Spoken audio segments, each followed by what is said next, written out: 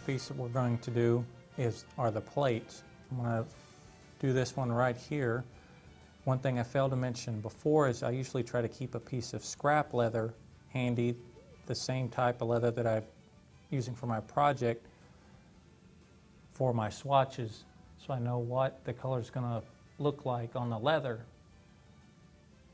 I can just take my piece and I'll put it across the test leather. That way I know what it's going to look like once it's down on to my final piece, instead of using my final piece as the test subject.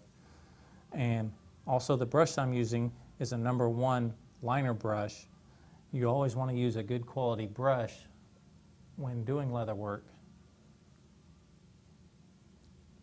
What I've done is I have a canyon tan mixed with a little bit of scarlet red, and again it's a wash, a lot of water added to it.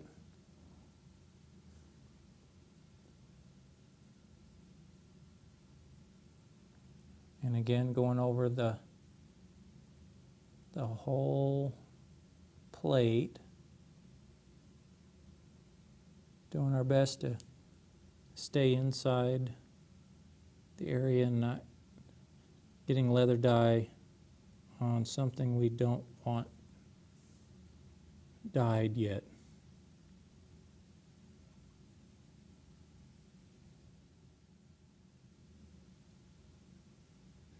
What I'm doing here is objects that have, on the leather that you've beveled, and there's a lip on the edge of the side of the leather, you want to take your time to get the dye on those also, because it'll really show up once we color the tablecloth on this piece, that if you do not have dye on the edges, they'll really stand out and attract attention to it where you don't want attention.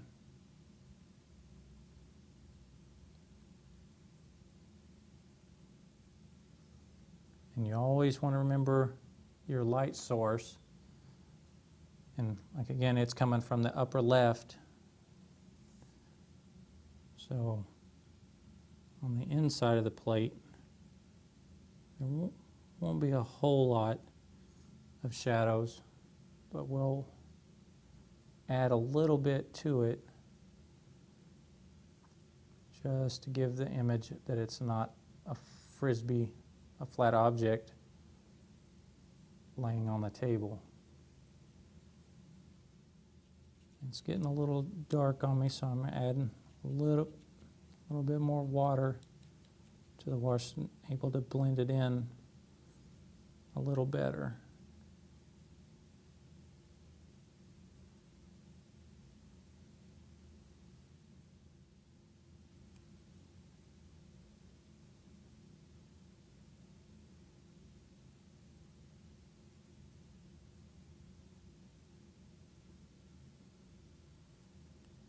And since it's relatively flat,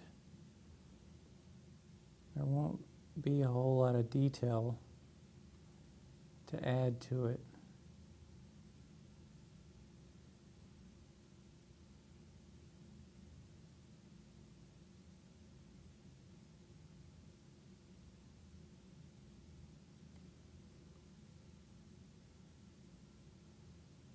And that's pretty much it for the plate. And here is a sampling of everything that is on the table. Taking from these samples here, you can do everything else that is on the table. Now that we have all the items on the table colored, we'll add the shadow to underneath the items on the table. And like I was referring to earlier, the light coming from this direction. So we'll have the cast shadows down under on this side. And what I've done is taken just plain tap water and put it on my brush and basically just kind of sketching in where I want my shadows to be. And after the water dries, it'll go away, but this will give me an opportunity to figure out where I want my shadows placed. I have my shadow color already mixed. It's an evening blue with a little bit of purple and the brown that we used for the bread mixed together about evenly, enough to give it a blue tint.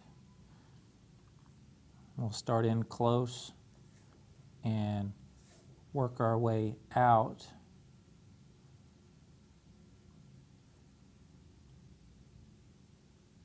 And the shadow will be darker closer to the object, and then it'll fade out just by adding a little bit more water to it. We'll just get it to fade out a little bit.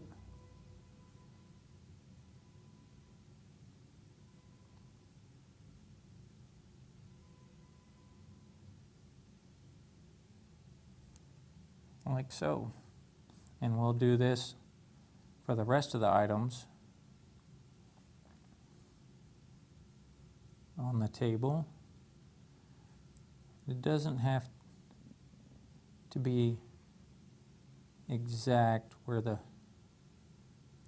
shadow placements are. If you want to, there's books in your local library on perspective light source if you want to get a little more technical.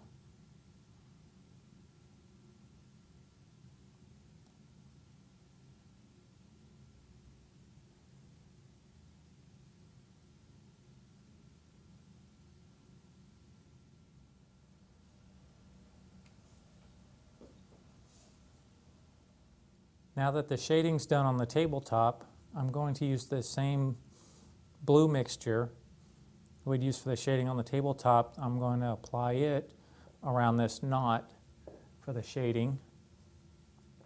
And then I'm going to move over and start working on the decoration on the tablecloth with a mixture of the emerald green, a little bit of the scarlet red to give it almost a forest green for the decoration on the cloth.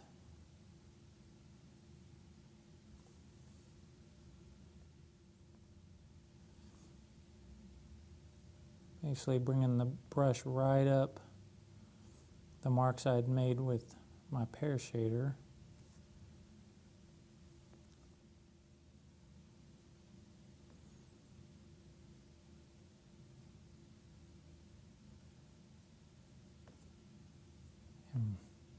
Whenever you're doing the shading, you always want to make sure you remember where the light's coming from.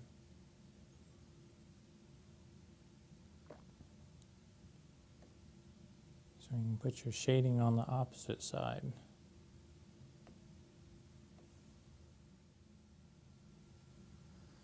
Add a little bit more water so I can thin it out a little bit. Back here, and that way I can fade the shading out just a little bit.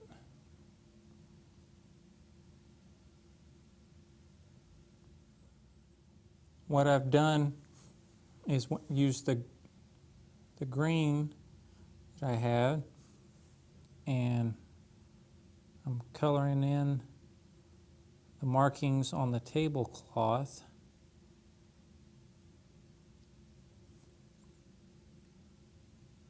And with this, since there's no cut lines for the die to use as a border, you don't want to get a whole lot of dye on your brush or it'll bleed out into areas you do not want it to go.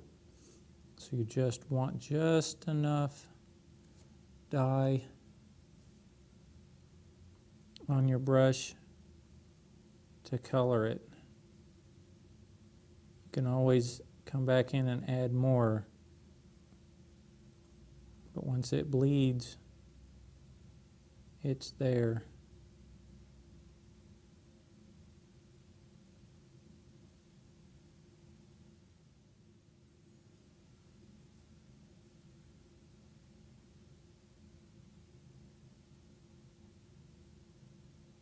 And that'll do it for this side of the tablecloth, we'll use the same techniques and same colors on the right side. I'll have to zoom and pan at the same time, and that's difficult.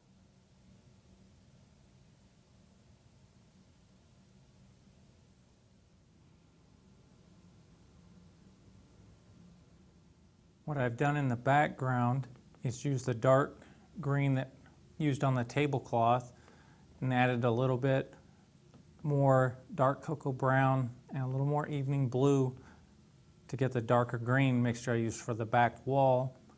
And what I've done is used an even mixture of the evening blue, the scarlet red, and the emerald green with just a little bit of the dark cocoa brown to give myself a real dark color, almost black. And I'll do this in the same technique. I don't try to get it a nice even line or color it nice and even, mostly in dots or just simple dab strokes to give it a little more realistic coloring. Just like all dyeing with leather projects, if your brush is pretty full, you want to start away from the edges and then work your way back to the edges as the dye's leaving your brush.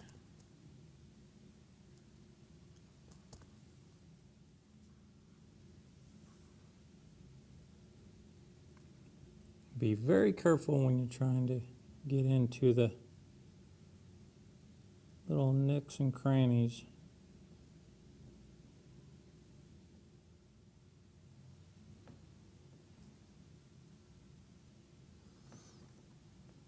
If you have any light spots, you can go back over and touch them up.